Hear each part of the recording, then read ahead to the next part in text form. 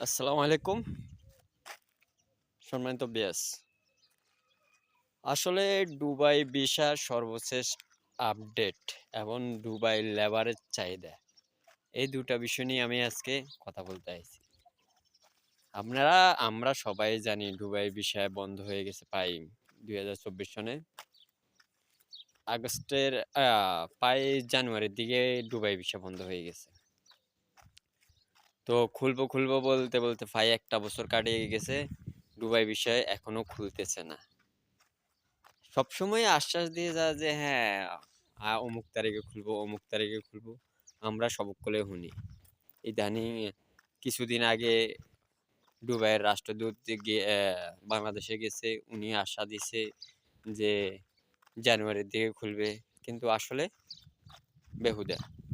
এখন আবার বর্তমানে আমাদের ডক্টর ইউনূস প্রধান উপদেষ্টা উনি আশা দিতেছে খুব শীঘ্রই দুবাইয়ের ভিসা খুলে দেবে। তো আমরা আশায় আছি।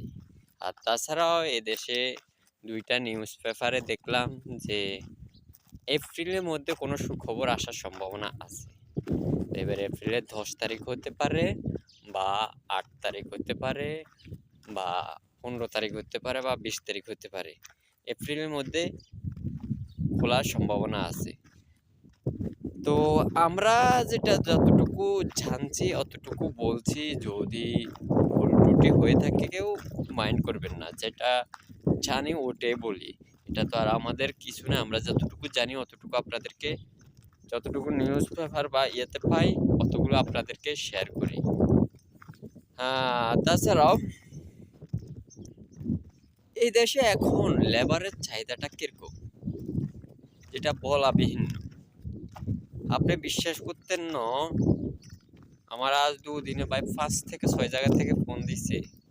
ভাই কাজের লোক আসেনি। কিন্তু বলতে কিছুই বলতে পারি না। কাজের লোক থাকলে না বলা যাইত। কাজের লোক তো নাই। থাকলে তো বলতাম যে আছে বা নাই একটা কিছু। এখন তো কাজের লোক পাওয়া যায় না। অনেক কাজের লোকের কারণে অনেক কিছু চালাতে পারে না। যেমন কারখানা চলে না বা অনেক ফার্ম চলে না, অনেক মাজরা চলে না, ওজবা চলে না, বন্ধ করে দিতে হয়। তো কি পরিমাণ কাজের লোকের চাহিদা এই দেশে আছে তা অন্তত যারা করছে তারাই জানে। আর যদি কাজের লোকের চাহিদা না থাকতো তাহলে তো আর এরকম নিউজ খবর বলতো না বা মানুষ আমাদেরকে এত করতো না। বিশ্বাস করেন, যেহেতু আমরা আগে বিশাল আগে হালাইছি, বিশাল আগে হালাইলে তার অন্য জায়গায় যাওয়া যায় না যে আমাদের এই কাজ আছে। এখন আমরা আগে যে বেতনটা পাইতাম না, এখন যদি ভিসা ছাড়া বা ফ্রি ভিসা লাগাইতাম এখন এর ডবল বেতন পাইতাম। আসসালামু আলাইকুম।